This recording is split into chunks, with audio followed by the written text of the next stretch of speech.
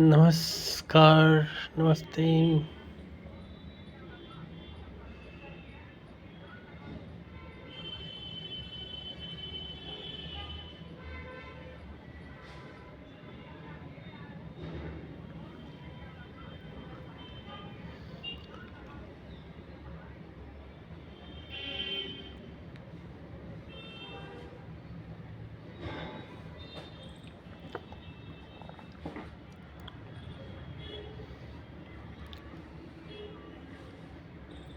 मौर्य साम्राज्य। मौर्य वंश का संस्थापक चंद्रगुप्त मौर्य का जन्म 345 ईसा पूर्व में हुआ था।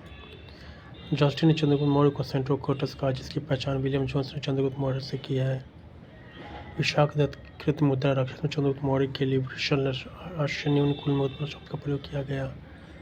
गणानंद को हराने में चाणक्य कौटिल्य विष्णुगुप्त ने चंद्रगुप्त मौर्य की मदद की थी, जो बाद में चंद्रगुप्त का प्रधानमंत्री बना। इसके द्वारा लिखित पुस्तक अर्थशास्त्र है, जिसका संबंध राजनीति से है। चंद्रगुप्त मगध की राजगद्दी पर 322 ईसा पूर्व में बैठा। चंद्रगुप्त मौर्य धर्म का यही था। चंद्रगुप्त ने अपने अंतिम समय कर्नाटक के श्रवणबेलगोला नामक स्थान पर बिताया। चंद्रगुप्त मौर्य ने 305 ईसा पूर्व में सेल्यूकस निकटर को हराया। सेल्यूकस निकटर ने अपनी पुत्री कार्नेलिया की शादी चौथुक मौर्य के साथ कर दी और युद्ध की संधि के अनुसार 4 प्रांत काबुल, कंधार, हेरात और मकरान चंद्रगुप्त को दिए। चंद्रगुप्त मौर्य ने जैन गुरु भद्रबाहु से जैन धर्म की दीक्षा ली थी। मेगास्थनीज सेल्यूकस निकेटर का राजदूत था। चंद्रगुप्त मौर्य के दरबार में रहता था। मेगास्थनीज द्वारा लिखी पुस्तक इंडिका है। मेगास्थनीज के अनुसार सम्राट का जनता के सामने आने के अवसर पर शोभा यात्रा के रूप में जश्न मनाया जाता है। उन्हें सोने की पालकी में ले जाया जाता है। उनके अंगरक्षक सोने और चांदी से अलंकृत हथियारों हाथियों पर सवार रहते हैं। कुछ अंगरक्षक पेड़ों को लेकर चलते हैं। इन पेड़ों पर प्रशिक्षित तोते का झुंड रहता है, जो सम्राट के सिर के चारों तरफ चक्कर लगाता रहता है। राजा सामान्यतः हथियारबंद महिलाओं से घिरे होते हैं। उनके खाना खाने के पहले खास नौकर उनके खाने को चखते हुए लगातार रात ही कमरे में नहीं सोते थे। पाटलिपुत्र के बारे में, पाटलिपुत्र एक विशाल प्राचीर से घिरा हुआ है, जिसमें 770 भुज और 64 द्वार है, जो 2 और 3 मंजिल वाले घर लकड़ी और कच्ची ईंट से बने हैं। राजा के महल भी काठ का बना है, जिसे पत्थर की नक्काशी से अलंकृत किया गया है। यह चारों तरफ से उद्यानों और चिड़ियों के लिए बनने वाले बसेरों से घिरा। चंद्रगुप्त मौर्य सेल्यूकस के बीच हुए युद्ध का वर्णन लेपियानस ने किया है। प्लूटार्की के अनुसार चंद्रगुप्त ने सेल्यूकस को 500 हाथी उपहार में दिए थे। चंद्रगुप्त मौर्य की मृत्यु 298 ईसा पूर्व में श्रवणबेलगोला में उपवास द्वारा हुई।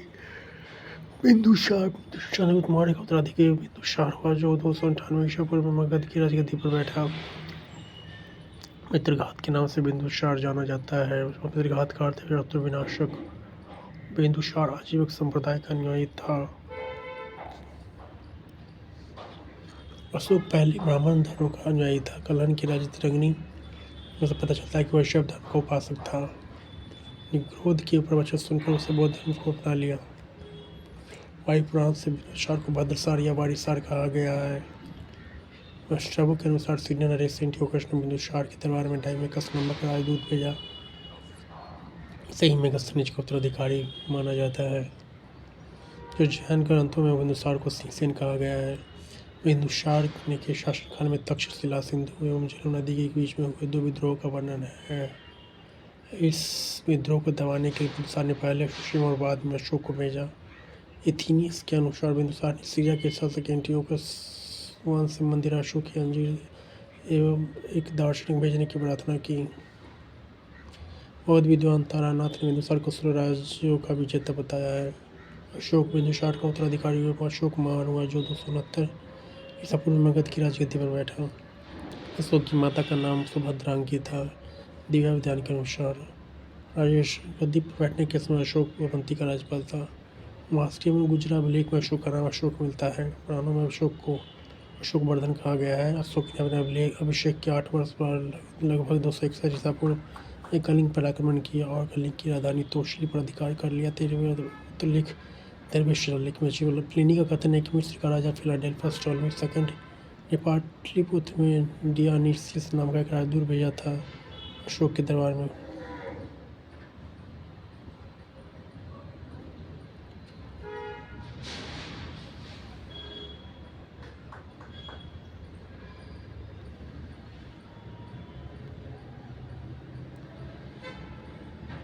गुप्त नामक बौद्ध भिक्षु ने अशोक को बौद्ध धर्म की दीक्षा दी।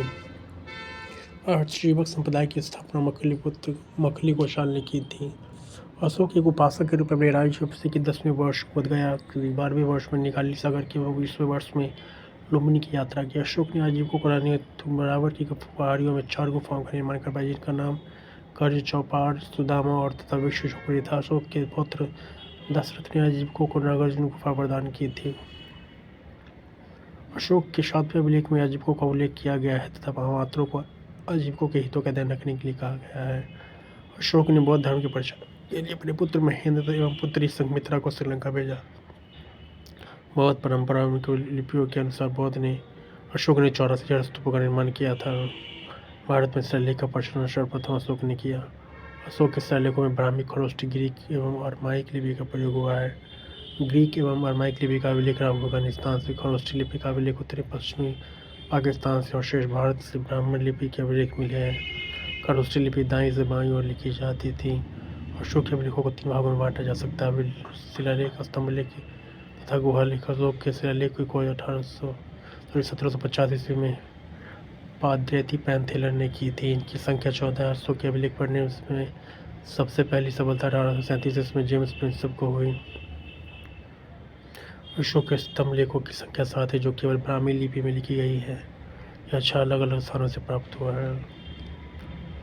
प्रयाग स्तंभलेख या पहले कौशाम्बी में स्थित था। इस स्तंभलेख को अकबर के ने इलाहाबाद के किले में स्थापित कराया। दिल्ली टोपरा यह स्तंभलेख फिरोज शाह तुगलक के द्वारा टोपरा से दिल्ली लाया गया। पहले मेरठ में स्थित यह स्तंभलेख फिरोज शाह द्वारा दिल्ली लाया गया है। रामपुर यह स्तंभलेख चंपारण बिहार में स्थापित है। इसकी खोज 1872 ईस्वी में कार्ल लायक ने की।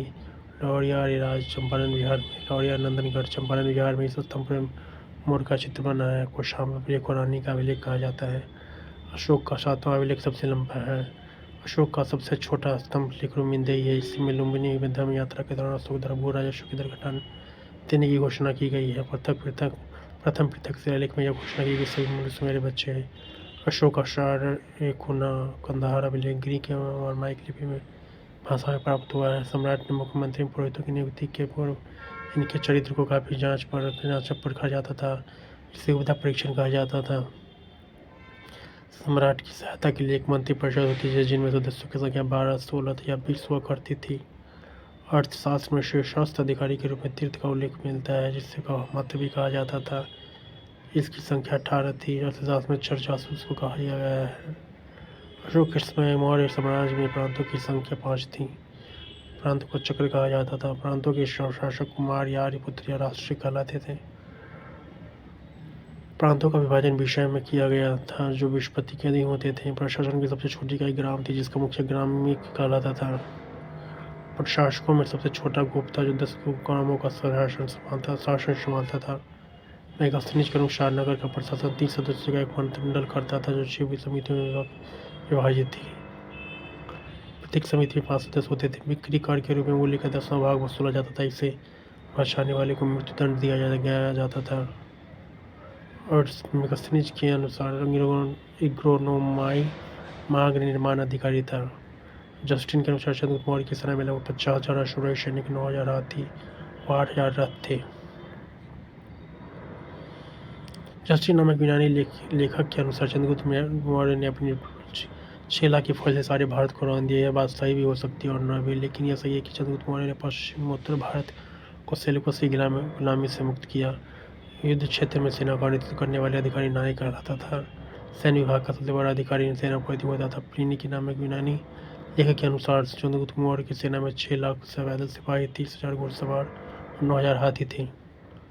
मेगास्थनीज के अनुसार मौर्य सेना का रखरखाव 5 सदस्यीय 6 समितियां करती थी। मौर्य प्रशासन में गुप्तचर विभाग महामात्य सर्प नामक अमात्य के अधीन था।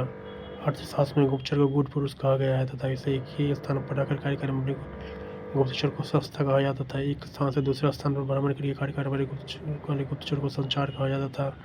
अशोक के समय जनपदीय न्यायालय के न्यायाधीश को राजू कहा जाता था। सरकारी भूमि को सीता भूमि कहा जाता था। बिना वर्षा की अच्छी खेती होने वाली भूमि को अवैध मात्रिक कहा जाता था।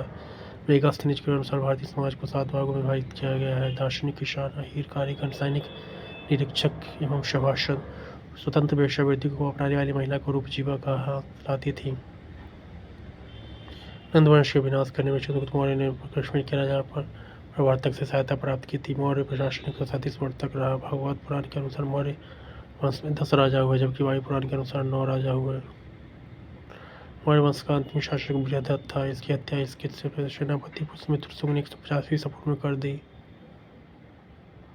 मगध पर शुंग वंश की नींव डाली। अशोक का राम विहार पाटलिपुत्र में था।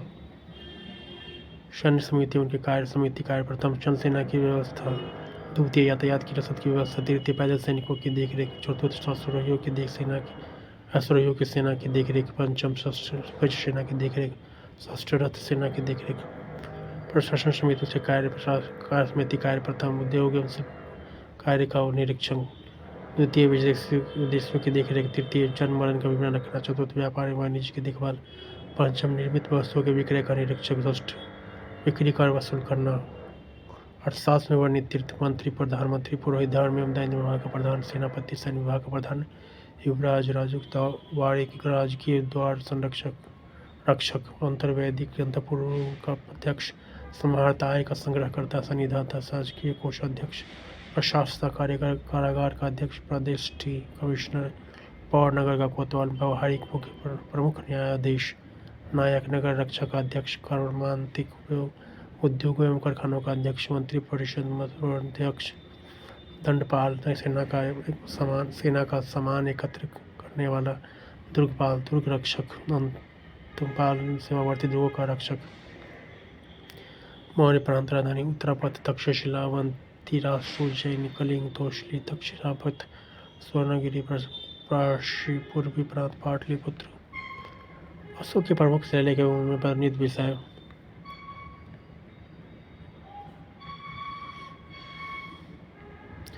पहला शिलालेख इसमें पशु बलि की निंदा की गई है। दूसरा शिलालेख इसमें अशोक ने मनुष्य एवं पशु दोनों की चिकित्सा व्यवस्था का उल्लेख किया है। तीसरा शिलालेख इसमें राजकीय अधिकारियों को यह आदेश दिया गया कि वह हर 5 वर्ष के उपरांत दौरे पर जाए। इस शिलालेख में कुछ धार्मिक नियमों का भी उल्लेख किया गया है। चौथा शिलालेख इस अभिलेख में मेरी घोष की जगह धम घोष की घोषणा की गई है। पांचवा शिलालेख इस शिलालेख में धर्म महात्मा की नियुक्ति के विषय में जानकारी मिलती है। षष्ठ शिलालेख में आत्मनियंत्रण की दीक्षा दी गई है। सातवां एवं आठवां शिलालेख इसमें अशोक की तीर्थ यात्राओं का उल्लेख किया गया है। नौवां शिलालेख इसमें सचिव तथा सचिव शिष्टाचार का उल्लेख किया गया है। 10वां शिलालेख इसमें अशोक ने आदेश दिया कि राजा तथा उच्च अधिकारी अमृत प्रजा के हित में सोचे। 11वां शिलालेख इसमें धर्म की व्याख्या की गई है। 12वां शिलालेख इसमें स्त्री महामातृ की नियुक्ति में सभी प्रकार के विचारों के सम्मान की बात कही गई है। 13वां शिलालेख इसमें कलिंग युद्ध के बारे में अशोक के धीरे परिवर्तन की बात कही गई है। इसमें 5 यवन राजाओं के नामों का उल्लेख है। यहाँ उन्होंने धर्म प्रचारक भेजे। 14वां शिलालेख अशोक ने जनता को धार्मिक जीवन बिताने के लिए प्रेरित किया। खरोष्ठी लिपि दाईं से बाईं और लिखी जाती थी। अशोक के शिलालेखों को 3 भागों में बांटा जा सकता है: शिलालेख, स्तंभ लेख और गुहा लेख। अशोक के अभिलेख और शिलालेख की खोज 1750 ईस्वी बाद पैंथर ने की। इसकी संख्या 14। अशोक के अभिलेख पढ़ने में सबसे पहली सफलता 1837 में जेम्स प्रिंसप को हुई।